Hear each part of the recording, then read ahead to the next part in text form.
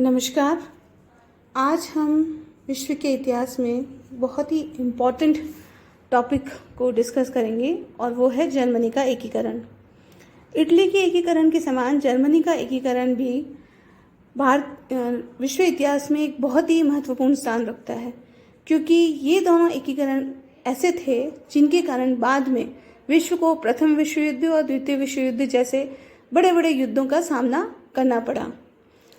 जब हम जर्मनी के एकीकरण की बात करते हैं तो इटली के समान ही जर्मनी भी अनेक रियासतों में बटा हुआ था।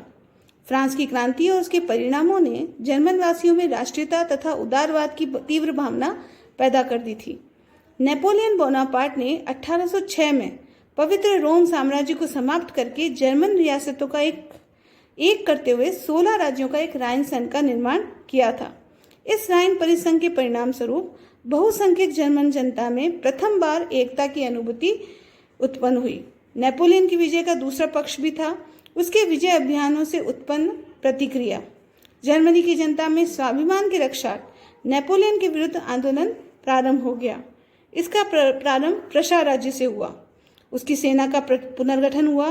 राष्ट्रीय भावना से ओतप्रोत प्रशा राज्य की राष्ट्रीय सेना का निर्माण हुआ।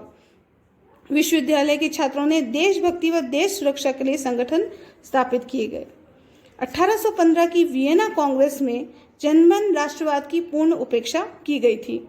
कांग्रेस के निर्णय के अनुसार एक जर्मन परिसंघ की स्थापना की गई जिसमें 39 रियासतें सम्मिलित थी। ऑस्ट्रिया को इस परिसंघ का अध्यक्ष बनाया गया और इस पर उसी का प्रभाव था। इस परिसंघ के निर्माण का उद्देश्य यह था कि जर्मनी में राष्ट्रीयता की भावना का उदय नहीं हो, वह दुर्बल और विभाजित ही बना रहे। लेकिन जर्मनी राज्य के एकीकरण का एक महत्वपूर्ण पक्ष जो हमें दिखाई देता है वो है महान सेनानायक बिस्मार्क का योगदान। बिस्मार्क जो 1862 में प्रधानमंत्री के पद पर नियुक्त हुआ था, उसका विश्वास था कि जर्मनी उदारवादी आदर्शों के लिए नहीं वरन शक्ति के लिए प्रशा राज्य की ओर देख रहा है। इसलिए प्रशा को अपनी शक्ति एवं सत्ता को सर्वोच्च रखना ही चाहिए। जर्मनी की समस्या का समाधान बौद्धिक भाषणों से नहीं वरन प्रशा के नेतृत्व में रक्त और तलवार मतलब ब्लड एंड आयरन की नीति से ही होगा। यहाँ उसकी उदारवादी विरोधी मनोभावना और बलपूर्वक राष्ट्रीय एकीकरण में विश्वास स्पष्ट दिखाई देता है। इसके पीछे बिस्मार्क की यूरोपीय राजनीति की विस्तृत समझ भी दिखाई देती है, क्योंकि यह निश्चित था कि यूरोपीय शक्तियाँ फ्रांस, इंग्लैंड, रूस और ऑस्ट्रिया जर्मनी का एकीकरण कभी नहीं चाहेंगी, क्योंकि संयुक्त जर्मनी यूरोप के शक्ति संतुलन के लिए खतरा था और यदि शक्तिहीन प्रशा ने एकीकरण कर भी दिया तो ये शक्तियां सदैव उसे दुर्बल एकीकृत जर्मनी के रूप में दबाती रहेंगी और वो सदा पिछड़ा हुआ रहेगा। इस प्रकार बिस्मार्क दूरदर्शी एवं तपा हुआ राजनीतिज्ञ तो था ही, किंतु उसके सामने बहुत सारी समस्याएं भी मौजूद थी। बिस्मार्क की तुलना हम कावूर से कर सकते हैं, जिसने इटली के एकीकरण में बहुत अहम योगदान दिया था। जब हम कावूर और बिस्मार्क की तुलना करते हैं तो हमें कुछ समानताएं और कुछ विभिन्नताएं उनमें दिखाई देती है। जब हम समानता की बात करते हैं तो देखते हैं कि दोनों का उद्देश्य एक ही था, राष्ट्रीय एकता और जर्मनी और इटली का एकीकरण। दोनों ने तरीका भी एक ही अपनाया था कि किसी ऐसे विदेशी और ताकतवर राज्य से मदद ली जाए जिससे एकीकरण पॉसिबल हो सके। साथ ही साथ दोनों ही बिस्मार्क और कावूर इस बात के लिए तैयार थे कि राजतंत्र ही गणतंत्र के ऊपर होना चाहिए, अर्थात राजतंत्र की स्थापना होनी चाहिए। और दोनों ये बात अच्छी तरह जानते थे कि उनका जो दुश्मन है जिसकी वजह से उनके देश का एकीकरण नहीं हो पा रहा वो है ऑस्ट्रिया, तो दोनों उसको बाहर निकाल कर फेंकना चाहते थे। लेकिन दोनों के तरीके अलग अलग थे। जब हम बिस्मार्क की बात करते हैं तो वो राजा के भी अगेंस्ट जाकर उसने नीतियां बनाई थी, साथ ही साथ वो प्रशा को सबसे महत्वपूर्ण राज्य के रूप में स्थापित करना चाहता था। लेकिन जब हम काबुल की बात करते हैं तो हम ये देखते हैं कि उसने राजा के सपोर्ट से उसने एकीकरण किया था, साथ ही साथ उसके पास बौद्धिक जो सपोर्ट था, जो मैजिनी के रूप में था, वो भी उसके साथ ही था। साथ ही साथ काबुल को जनता का सहयोग भी मिला, लेकिन ऐसा हम बिस्मार्क के केस में नहीं देखते। तो दोनों की जो रणनीति थी वो थोड़ी अलग भी थी, लेकिन दोनों के उद्देश्य कहीं ना कहीं हमारे को एक जैसे दिखाई देते हैं। इन्हीं की हम जब थोड़ी सी तुलना और देखें तो हमारे को उन दोनों के जब लक्ष्य और उनके मेथड्स की हम बात करें कि उन्होंने उनका जो लक्ष्य था उसको किन तरीकों से पाया, तो हम देखते हैं कि बिस्मार्क और काबुल दोनों ही अपने अपने देश का एकीकरण चाहते थे। जैसे बिस्मार्क जो है वो जर्मनी का एकीकरण चाहता था, वो प्रशा राज्य की शक्ति को बढ़ाना चाहता था, साथ ही साथ वो जर्मनी में ऑस्ट्रिया के प्रभाव को कम करके साथ ही उसे जर्मनी से बाहर भी निकालना चाहता था।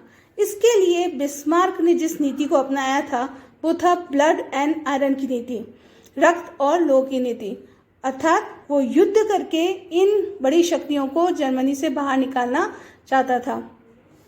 और उसकी ये नीति थी कि अपने उद्देश्य को पाने के लिए जैसा भी हो, जो भी तरीका हो उसे अपनाना चाहिए, ताकि चाहे वो सही हो या गलत, लेकिन उसका उद्देश्य पूरा हो सके।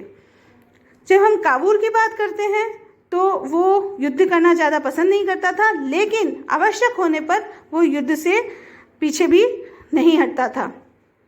उसने कोशिश की कि वो लोगों को अपने साथ लेके चले, इसीलिए उसने मैजिनी और गैरिबाल्डी का सहयोग इस एकीकरण में, इटली के एकीकरण में प्राप्त किया था। तो बिस्मार्क जो जर्मनी के एकीकरण का एक बहुत बड़ा स्तंभ था, उसने जब जर्मनी का एकीकरण किया उससे पहले की जो पृष्ठभूमि थी जिसकी वजह से एकीकरण में कुछ बाधाएं उत्पन्न हो रही थी, उसमें सबसे प्रमुख बाधा जो थी वो था ऑस्ट्रिया। ऑस्ट्रिया बिल्कुल नहीं चाहता था कि जर्मनी का एकीकरण हो, वो ये चाहता था कि उसका प्रभाव जर्मनी के ऊपर हमेशा बना रहे। वियना कांग्रेस जो 1815 में हुई थी, उसमें जर्मनी के साथ जैसा व्यवहार किया था उसकी वजह से जनता में, जो जर्मन जनता थी, उसमें बहुत ज़्यादा असंतोष पनप गया था। असंतोष के प्रमुख केंद्र बुद्धिजीवी और विश्वविद्यालय के छात्र संघ थे। ऐसा ही एक राष्ट्रवादी समारोह 1817 में बाडबर्ग में जैना विश्वविद्यालय के छात्रों ने आयोजित किया। इसमें देशभक्तिपूर्ण कार्यक्रम आयोजित किए गए और ऑस्ट्रिया के प्रतिक्रियावादी शासन एवं नीतियों की कटु आलोचना की गई। इसी के कारण ऑस्ट्रियन प्रतिक्रियावादी चांसलर मैटरनिख ने जर्मन राष्ट्रवादियों के विरुद्ध दमनकारी कदम उठाने के लिए जर्मन राज्य परिषद का सम्मेलन बुलाया। ये सम्मेलन कार्लसबाद में बुलाया गया और वहाँ उसने कुछ ऐसे प्रतिक्रियावादी नियम निकाले जिन्हें बाद में कार्लसबाद विज्ञप्तियाँ या कार्लसबाद के आदेश कहा जाता है। इन आदेशों के द्वारा जर्मनी में सभाओं और रैलियों पर प्रतिबंध लगा दिया गया और गुप्तचरों का जाल और सघन कर दिया गया और इस प्रकार मैटरनिख जर्मन पुलिस प्रणाली का प्रमुख बन गया। 1830 की क्रांति ने जर्मन राज्यों के देशभक्तियों को भी उद्वेलित किया। जगह जगह विद्रोह होने लगे। बुन्सविक के शासक को भी पद त्यागना पड़ा और जन संविधान लागू हुआ। इसी प्रकार दूसरे अन्य राज्य जैसे हेस कैसल, हैनोवर, सैक्सनी के शासकों ने भी जब दबाव से बाध्य होकर नए जन संविधान लागू करने पड़े, किंतु शीघ्र ही मैटरनिख ने इन विद्रोहों को दबा दिया। अगले 18 वर्षों तक जर्मनी में राजनीतिक आंदोलन एवं राष्ट्रवाद की आवाज को मैटरनिख ने बड़ी कठोरता से दबाए रखा, किंतु दो क्षेत्रों में जर्मनी में बहुत ज़्यादा उन्नति हो रही थी। पहला, प्रशा की औद्योगिक क्षेत्र में राष्ट्रजनक प्रगति और दूसरा, जर्मनी में वैचारिक तथा बौद्धिक क्रांति। फ्रांस की 1848 की क्रांति का समाचार जब जर्मनी में पहुंचा तो इन राज्यों में राष्ट्रीयता का विस्फोट सा हो गया। प्रतिक्रियावादी मैटरनिख वियना से भाग गया। उसने राष्ट्रवादियों का मनोबल अत्यधिक बढ़ गया और व्यक्तिगत स्वतंत्रता को मान्यता दे दी गई। प्रशा में जन विद्रोह अत्यधिक उग्र था। वहां के शासक फ्रेडरिक विलियम चतुर्थ ने उदार शासन की स्थापना की और एकीकरण के लिए जर्मनी का नेतृत्व करने के लिए जनता का वचन दिया। लेकिन बाद में फ्रेडरिक विलियम ने पुनः अपनी निरंकुश नीति अपना ली। 1848 में संपूर्ण जर्मनी को एक संघ बनाने के उद्देश्य से जर्मन राष्ट्रवादियों ने फ्रैंकफर्ट में एक राष्ट्रीय संसद का अधिवेशन बुलाया। इस संसद में सभी जर्मन राज्यों के प्रतिनिधियों ने भाग लिया। ये निर्वाचित प्रतिनिधि जर्मनी के संविधान की रचना के लिए एकत्रित हुए थे। वास्तव में वे चाहते थे कि 1815 के परिसंघ के स्थान पर जर्मनी की राष्ट्रीय एकता को प्रतिबिंबित करने वाला संघीय संविधान बनाया जाए। हेजन के अनुसार जनता को आशा थी कि संसद एक महान स्वतंत्र जर्मन राष्ट्र को जन्म देगी और राष्ट्र की जनता का आधार लोकतंत्र होगा। इस संसद के प्रतिनिधियों ने वाद विवाद में बहुत ज्यादा समय नष्ट कर दिया और इस प्रकार जो राष्ट्रवाद का एक उन्माद जो लोगों में पैदा हुआ था वो धीरे धीरे खत्म हो गया। संसद ने संविधान बनाकर उसके अनुरूप मार्च 1849 में प्रशा के शासक को जर्मनी का सम्राट बनाने का निर्णय लेते हुए उसे जर्मनी का राज मुकुट प्रस्तुत किया, तो प्रशा के शासक फ्रेडरिक विलियम ने इसे अस्वीकार कर दिया। इससे जर्मन राष्ट्रवादियों की आशाओं को बहुत ज्यादा आघात लगा। उसके बाद 1850 में एरफर्ट संघ की योजना बनाई गई। इसमें हैनोवर, सैक्सनी, बावेरिया, वुटम्बर्ग जैसे राज्य मिलकर एक संघ बनाने के लिए तैयार थे, लेकिन यह योजना भी बाद में निष्फल हो गई। जर्मनी के एकीकरण की गति बहुत ही धीमी थी और इसके कुछ कारण प्रमुख माने गए हैं। पहला जो सबसे प्रमुख कारण है वो है जर्मन शिथिलता। नेपोलियन के विरुद्ध निरंतर युद्धों से जर्मन सैनिक एवं नागरिक शारीरिक एवं मानसिक रूप से थक गए थे। फलस्वरूप राष्ट्रवाद की भावना ने शिथिलता से जोर पकड़ा। दूसरा कारण है प्रतिक्रियावादी ऑस्ट्रिया। वियना कांग्रेस ने जर्मनी पर ऑस्ट्रिया का प्रभुत्व स्थापित कर दिया था। इससे ऑस्ट्रियन प्रतिक्रियावादी चांसलर मैटरनिक ने जर्मन राज्य में राष्ट्रवादी आंदोलन को कुचलने में बहुत बड़ा योगदान दिया, जिसकी वजह से और कार्लसवाद के आदेशों की वजह से वो बार बार जर्मन राष्ट्रवाद को कुचलता रहा। तीसरा जो सबसे प्रमुख कारण है वो है राजनीतिक दलों में एकता का अभाव। जर्मनी के राजनीतिक दल भी एकीकरण के प्रश्न पर सहमत नहीं थे। कुछ प्रशा के नेतृत्व में एकीकरण चाहते थे तो कुछ स्वतंत्र गणराज्य के रूप में, जबकि कुछ ऑस्ट्रिया के हैब्सबर्ग वंश के नेतृत्व में जर्मन साम्राज्य का संगठन बनाने के पक्षधर थे। एक और कारण है ऑस्ट्रिया तथा प्रशा के मध्य वैमनस्य ने भी जर्मनी के एकीकरण को बाधित किया। दोनों नेतृत्व के प्रश्न पर अड़े हुए थे। ऑस्ट्रिया जर्मनी का नेतृत्व इसलिए करना चाहता था ताकि वह जर्मन राष्ट्रवाद को दबा सके, क्योंकि उसे भय था कि यदि जर्मन राष्ट्रवाद सफल हो गया तो बहुराष्ट्रीयता वाले ऑस्ट्रिया हंगेरियन साम्राज्य को बिखरने में ज्यादा समय नहीं लगेगा। इसके अलावा जर्मनी राजनीतिक व्यवस्था के मामले में भी पिछड़ा हुआ था। राज्यों में स्थानीय समस्याएं इतनी अधिक थी कि वे राष्ट्रवाद की ओर ज्यादा ध्यान नहीं दे पा रहे थे। इन सब बाधक तत्वों के होने के बावजूद कुछ ऐसे सहायक तत्व भी थे जिसकी वजह से जर्मनी का एकीकरण हो पाया। इसमें सबसे प्रमुख है बौद्धिक तथा वैचारिक आंदोलन। जर्मन लेखकों, इतिहासकारों ने जर्मन राष्ट्रवाद को जागृत करने में बहुत महत्वपूर्ण कार्य किया। कवियों ने जर्मनी की महानता में गीत लिखे तो इतिहासकारों ने उनके प्राचीन गौरव को उद्घाटित किया।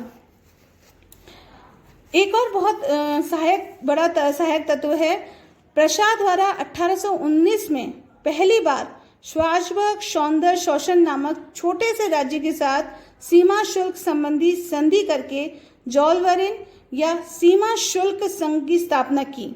1834 तक जर्मनी के 18 प्रमुख राज्य इसमें सम्मिलित हो गए और 1850 तक संपूर्ण जर्मनी इस आर्थिक संघ में सम्मिलित हो गया। इस संघ ने जर्मनी की एकता को आर्थिक मार्ग में से वास्तविक रूप देना प्रारंभ कर दिया। 1861 में फ्रेडरिक विलियम चतुर्थ के स्थान पर विलियम प्रथम प्रशा का राजा बना। वह सेना का पुनर्गठन करना चाहता था और प्रशा को जर्मनी के एकीकरण में सर्वोच्च स्थान देना चाहता था। उसने जब अपनी योजना संसद में रखी तो संसद ने इस योजना के लिए धन देना अस्वीकार कर दिया। इस गतिरोध को दूर करने के लिए विलियम ने बिस्मार्क को बुलाया, जो उस समय पेरिस में प्रशा का राजदूत था। अब बिस्मार्क को सेना के पुनर्गठन की योजना सौंपते हुए विलियम ने उसे सितंबर 1862 में प्रधानमंत्री के पद पर नियुक्त किया। हमारे अगले वीडियो में हम इसके बारे में और ज़्यादा जानकारी हासिल करेंगे।